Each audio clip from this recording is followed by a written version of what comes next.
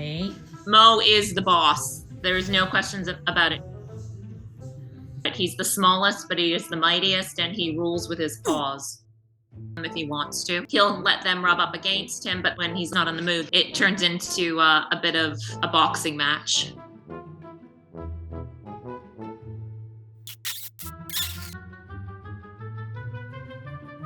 He never hurts the dogs, but Mo ruled the roost. One day Mo showed up in our backyard, and I knew where he lived. So I texted the owner and I said, hey, your cat's in our backyard and he may never leave because my husband's fallen in love with him. And she said, well, funny story is we have to find a new home for Mo because our kids are allergic. And we opened the door and Mo basically never left. You're gonna get charged with breaking in her. You don't care, do you? But we never thought that we would be adding a cat and a puppy at the same time. We've had Peter before, and then Mo was here for about 2 months before Henry came home, the first time they met. When we set up the kennel to get Mo used to the idea of another animal joining the family, Mo quickly took to hanging out in the kennel. He liked the bedding that was in there. So when Henry showed up, Mo had already claimed it as his. So there was not a battle, but there was a little bit of, hey, this is mine, no, this is mine, back and forth. They tried to, one-up him, but Mo always laid down the law. He's the boss. So he had Henry and Peter under control, and then Stanley showed up and changed all that. When we brought Stanley home, he walked around like he always has, owning the place. And it seems like Stanley isn't quite willing to give up trying to be the boss, but he'd love to be his best friend.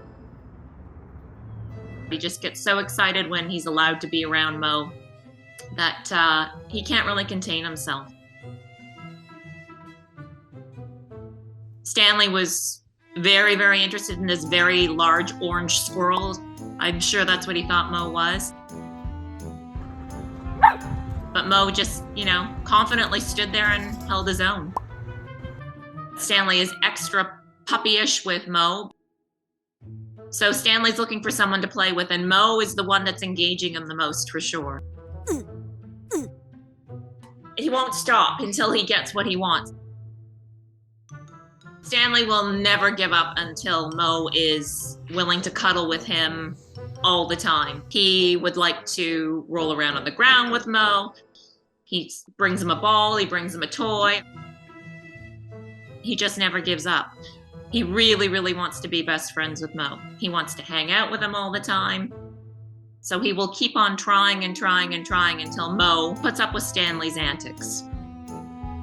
Their friendship developed just from Stanley being so persistent. He just doesn't give up. He keeps on going and going and going. Even when Mo's out on his own, if he hears the leashes jingle, or he'll hear us calling one of the dogs, he all of a sudden will appear. And he walks the neighborhood with us. Everybody thinks, oh my gosh, look at that cat. Is he yours? Like, I've never seen a cat walk with dogs. I believe Mo is a typical ginger cat from what I have read about ginger cats. Absolutely.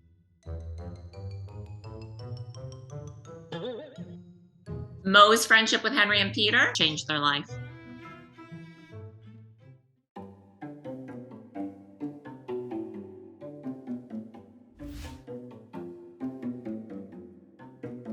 So I'll be sitting on the couch and I can tell she's gonna tap because she walks up with a purpose and she will look at me like she means business. And then she'll reach across as close to me as she can and tap. And if I can't pick her up immediately, they will get more intense. She can definitely be a drama queen.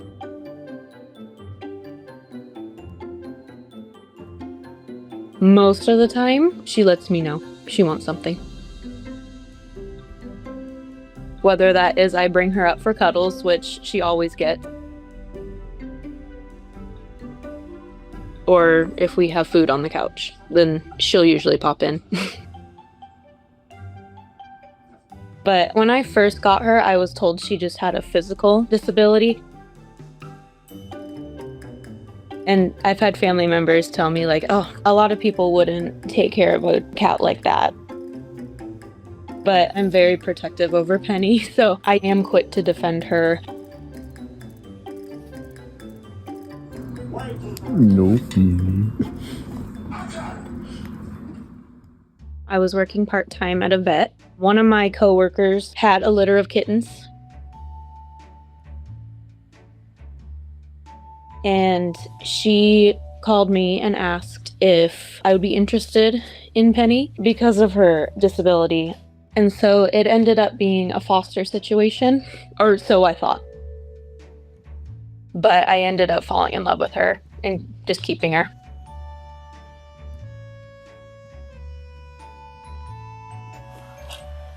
Are you wobbling, Penny?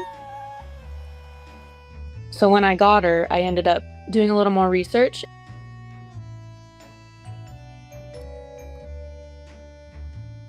And eventually she was diagnosed by a vet with cerebellar hypoplasia, which is a neurological condition that affects her coordination and movement.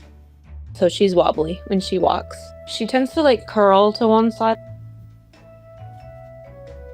So when she walks, it's like she kind of moves side to side. She has big steps, and usually she'll turn around and like curl to the side. I don't know if like she just balances better on that side, but it's really just a little wobble. So her condition does not hide her beautiful personality. It makes it shine even more, actually. So the taps are usually just for me and my boyfriend. But when family visits, if anyone wants to pull her into their lap for cuddles, she is totally down for that. But when I have food that she can't have, she will have to wait. Because if I bring her up on my lap when I have food, she will try to eat it. But she's definitely used the tapping to her advantage. So when she wants some, she'll come to me or my boyfriend, her dad, and she will tap because she knows that it works. And that's when I noticed it was becoming a thing. So whenever she wanted cuddles and I was on the couch, she would just jump up, prop herself up, and tap until I picked her up and cuddled her. And then she started doing it whenever I had a snack on the couch. And sometimes I do have to tell her no, because she can't have everything I have. But sometimes she will get a little taste. At the same time, she's also a very patient cat. So she will wait until she gets something. I would say she does this, maybe not every day, but a few times a week. I've had a few people feel really bad for her. And, you know, obviously online, a lot of people have expressed concern for her. Comments do annoy me, only because I know how wonderful she is. And that goes for just special needs pets in general. People tend to look down on them or think that their quality of life is worse. But I just remind them that even despite her condition, she is really like every other cat.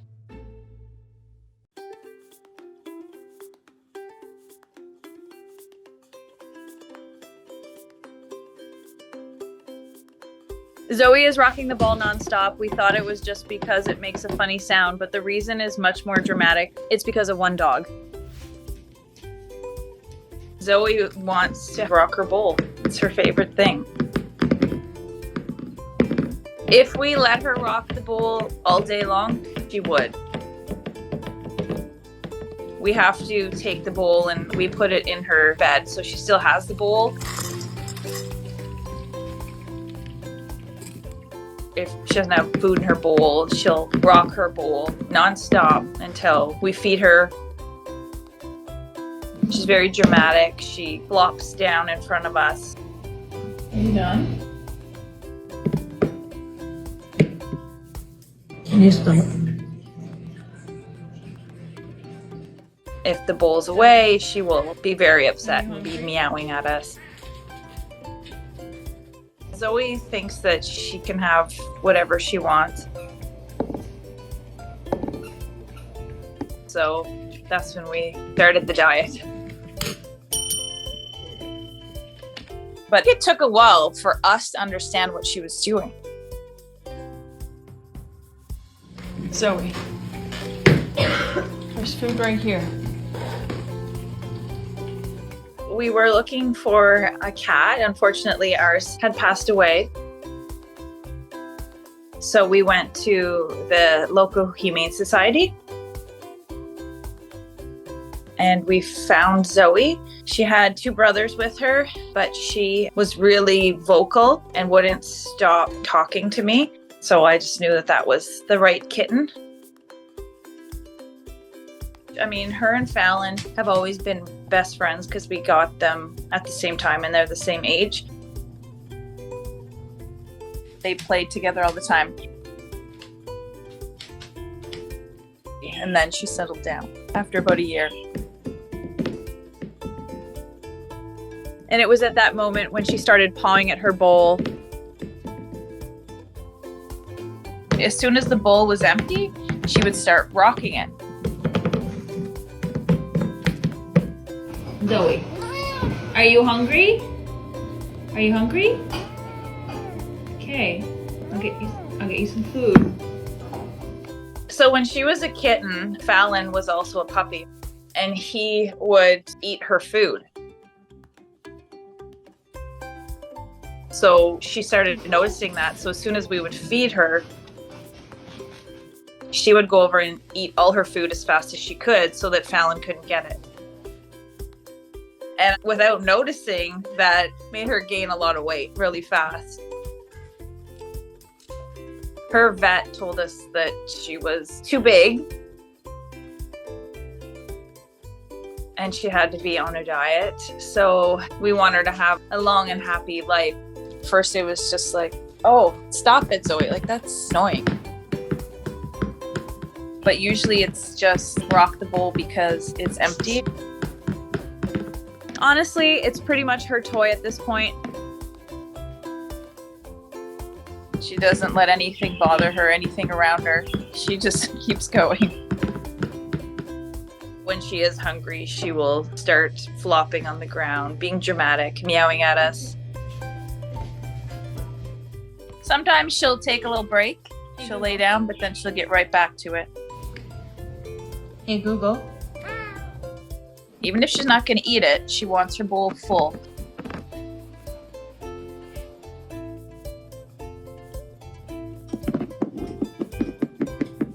But she just loved the sound, so it would never ever stop if we let her. What's wrong with that food? Lately, we've been using her automatic feeder a little bit more than her regular bowl to try to monitor her diet a little bit better. When she first saw the feeder, well, of course, she tried to rock the feeder and she would just like paw at it and touch it to see if it would give her more food. Zoe. So she's been really watching that feeder and she jumps and goes as fast as she can every time it goes off. So it's an ongoing diet and she's lost a few pounds. But it's really important to keep your overweight cat on a diet for their health and a longer life. Her automatic feeder goes off at 5:30 a.m. She runs to the feeder and then she's quite playful in the morning. So that's her little bit of energy. And then she, of course, has her nap until the feeder goes off again. So she spends a lot of time sleeping throughout the day. until we get home from work, and then she'll get active again, can want to play a little bit. Because we love Zoe so much, we don't want her to get sick.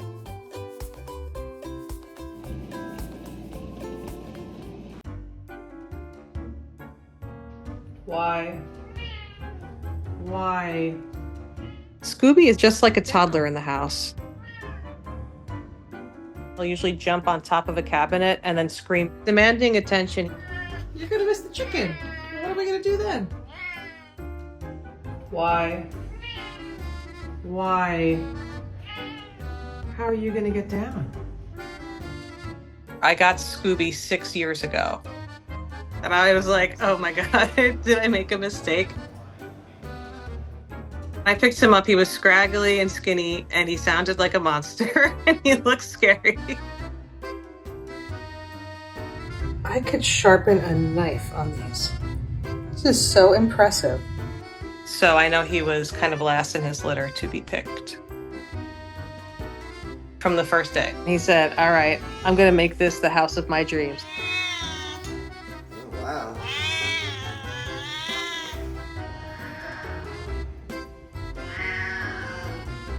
And he was just like a very mischievous little gremlin. He started meowing and jumping around and asking for food. He likes having the highest vantage point in the house where he can look down upon everybody. What's your plan? How are you getting down? You didn't think that far, did you? And when he's really excited, he will just do a flying leap into the tree and just hang off the tree like a monkey. Do it, Scooby, jump, go. From the moment I met Scooby, I knew he was going to be a handful. What did you think would happen? But he's really exceeded my expectations in every way. What are you doing?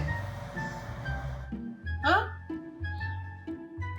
Scooby-Doo, can you get back in your carrier, please? I think you've seen all you've needed to see. When he is suspiciously quiet, he's usually up to no good. Often it's because he's found a treat bag that has been unsecured, and he will be picking it up and taking it to another room to hide. I usually try to seek him out immediately and see what he's getting into. He has learned how to open doors. See you later. And then we're having an actual conversation. And he likes to get the last word in. Oh.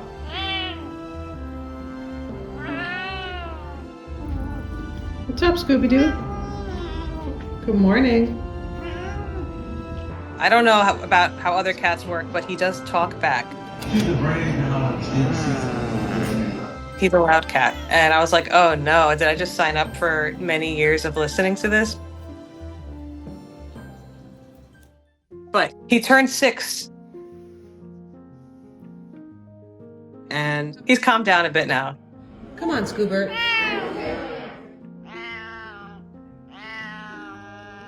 He just wants to sit with me and watch TV, which is great for me. I'm literally moving my hand. Would you like this treat here? You gotta say please. A lot of the meowing is like, you will pay attention to me. Pop cup. Pop cup. He's like my little cuddle buddy. We watch all our TV shows together. And he has to be touching some part of me at all times. We're very tightly bonded. And he probably sees me as his mom. Usually knows what I'm about to do before I'm about to do it, in terms of like leaving the house or putting out food or anything like that. Excuse me. He's like definitely my soul cat, like my number one pet. Where's Scooby? Where's Scooby? Scooby is not like any other cat I've ever met. Scooby-Dooby-Doo. But I do feel honored to have such a special and unique cat